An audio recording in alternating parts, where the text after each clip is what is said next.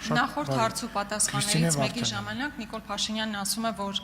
չգիտի մի գյուղ, որտեղ այնպիսի պոզիտիվ փոփոխություններ չեն իրականացրել, որ շատ մեծ փոփոխություն է ստեղծվել տվյալ համայնքում։ Առնվազն մի գյուղ ձեզ նշեմ, որտեղ աննախադեպ իրողություն է ստեղծվել ձեր իշխանության օրոք, որտեղ ադրբեջանցիներն օկուպացրել են գերեզմանոցներ, որտեղ ադրբեջանցիները նստած են ջրի աղբյուրների վրա, եւ այդ գյուղը կապանում է, ներքին հանդում է, վստահ եմ, որ գիտեք։ Բայց իմ հարցը այլ բանի մասին է։ Վերջին ամիսների քաղաքական հիմնական մեյնսթրիմը եկեղեցու դեմ իրականացվող արշավն է, որը դուք ճակերտների մեջ անվանենք, ինչ եք անվանում, նորոգում թե մաքրում։ Այդ ծրագրի շրջանակներում վերջերս հանդիպել եք եպիսկոպոսների, թե ինչ պարագայում կամ ինչ կոմպրոմատների կամ ինչ բանակցությունների բերումով են այդ եպիսկոպոսները հայտնվել ձեր կառավարության համապատասխան սենյակներում, միայն դուք գիտեք եւ հավանաբար այդ մարդիկ։ Բայց այդ եպիսկոպոսների մեջ կային մարդիկ կամ կար մարդ, ում դիմաց դուք նստած էիք, որի մասին ես կարծիք չեմ հայտնում, բայց ուզում եմ դուք լսեք մի մարդու կարծիք, որին ճանաչում եք։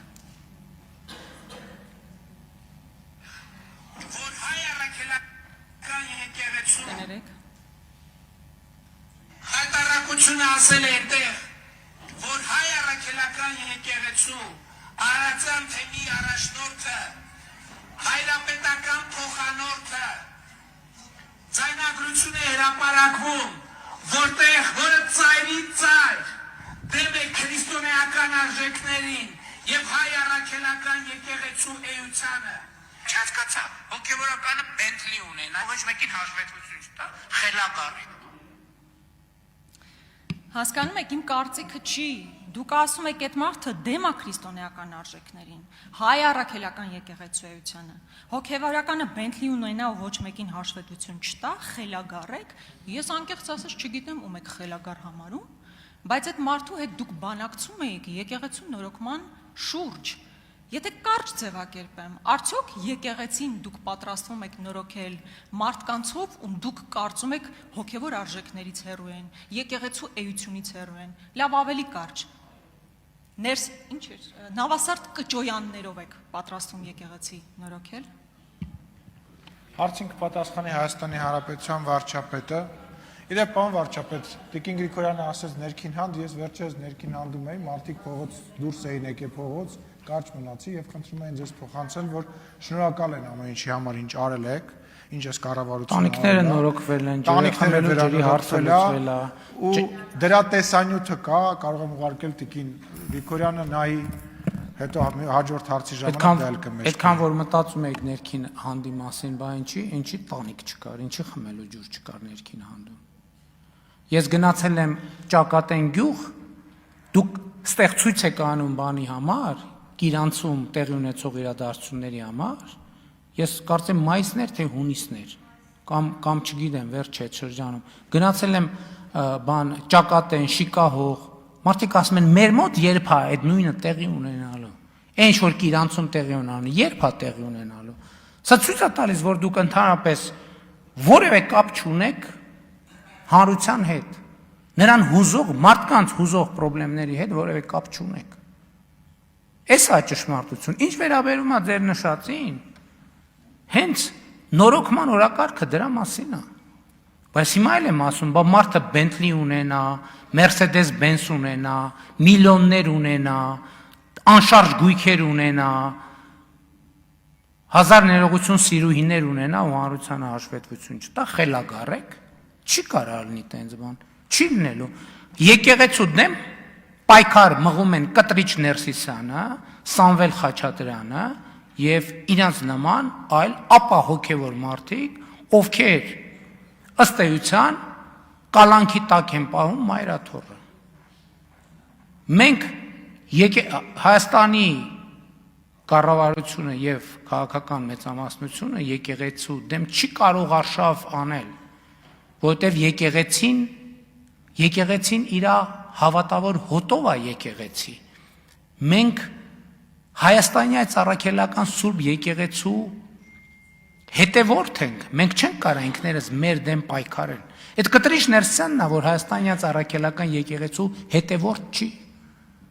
Բայց քրիստոնեության կարևոր առանձնահատկությունը ինքնահայեցումն է։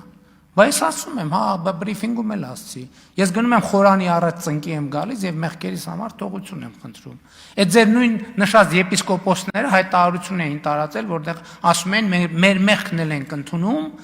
բանի ընդունված իրավիճակի վերաբերյալ։ Ես էլ իմ մեղքն եմ ընդունում, բոլորս մեր մեղքն ենք։ Դա է քրիստոնեությունը։ Եվ ոչ թե հոխորտալը, եւ ոչ թե կեղծիքներ անելը, եւ ոչ թե բաների վրա քրեական ենթամշակույթի վրա հիմնվելով փորձել ինչ որ բան անելը։ Ինչ վերաբերում է կոմպրոմատին, ամենամեծ կոմպրոմատը Կտրիչ Ներսյանի ու աղբորը վրա է։ Ինչ կոմպրոմատի մասին է խոսքը։ Ինչ կոմպրոմատի մասին է խոսքը։ Որ կոմպրոմատով Կտրիչ Ներսյանի եղբայրը ասում եմ ԿԳԲ-ի գործակալ է։ Դրանից ավելի մեծ բան կոմպրոմատ ուզում եք։ Ինչ ավելի մեծ կոմպրոմատ կարա լինի որևէ հոգևորականի նկատմամբ։ Կտրիչ Ներսյանը միջև այսօր ինչ կոմպրոմատ։ Միջև այսօր չի ասել վերջին քաղցիկ ունի թե չունի։ Եթե ունի, այդ համատեղելի է իր կարգավիճակի հետ, թե համատեղելի չի։ Հայաստանյան Առաքելական եկեղեցու դեմ դուք եք պայքար մղում։ Բա այդ եպիսկոպոսները հայաստանյան Առաքելական եկեղեցի չեն։ Բա այդ ինչ ձև եք խոսում, այդ ինչ ոճաբանությամբ եք խոսում, այդ ինչ բառապաշարով եք խոսում։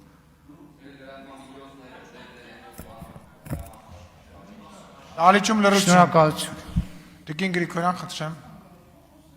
Ճիշտ է ասում։ Ներքին հանդիմասով այն, որ տանիքները վատ վիճակում էին, լավ վիճակում չէին, շատ վատ է, բայց կատաստրոֆա է, որ մարդիկ չեն կարողանում գնալ իրենց հարազատների գերեզմաներին։ Ու միայն թե չասեք, թե մարդկանց դա չի հուզում։ Իհարկե հուզում է, ու ես գիտեմ, որ ձեզ հետ էլ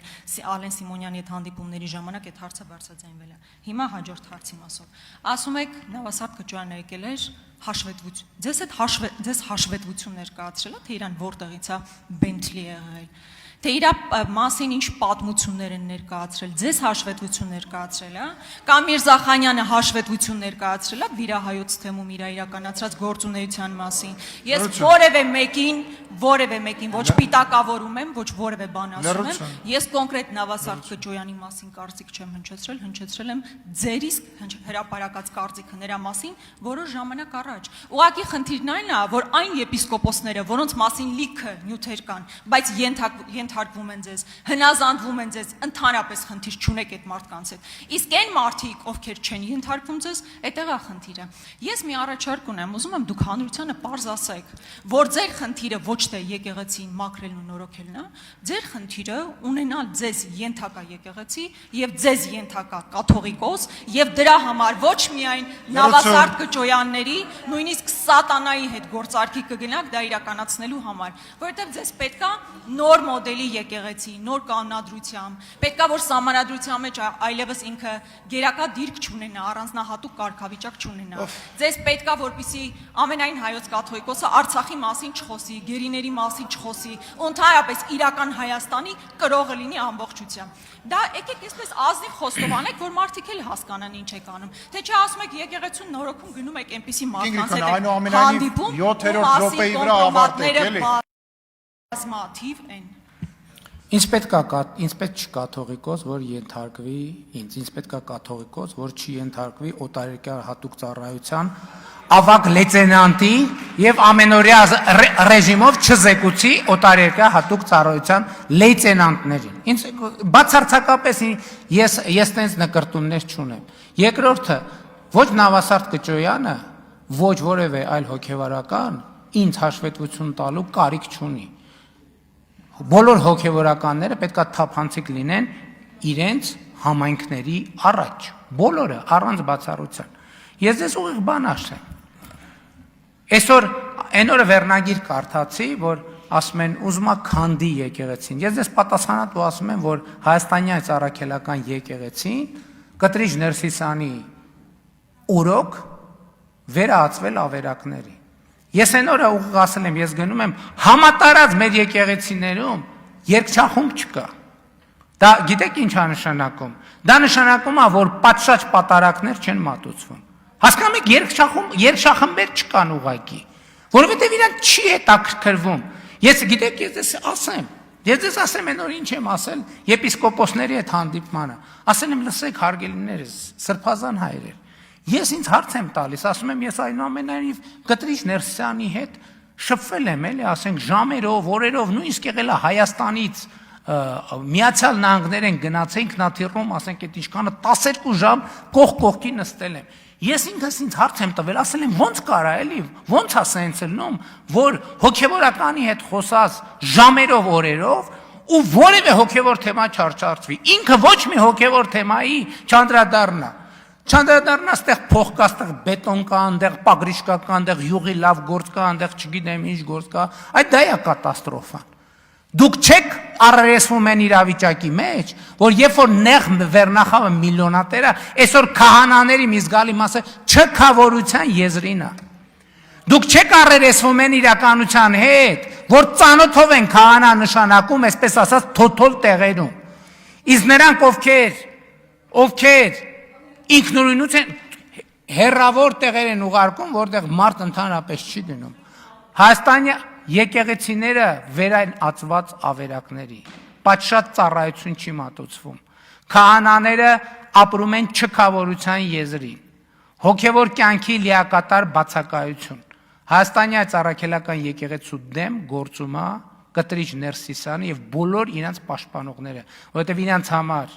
եկեղեցին եղելա, կա եւ ուզում են մնա ընդամենը խարդավանքների գործիք։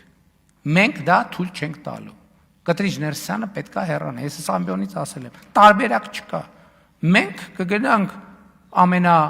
ամենաանցնցում ճանապարհով, բայց պետքա գնա, տարբերակ չունի, պետքա գնա։ Ոչ մի ուրիշ տարբերակ։ Նույնիսկ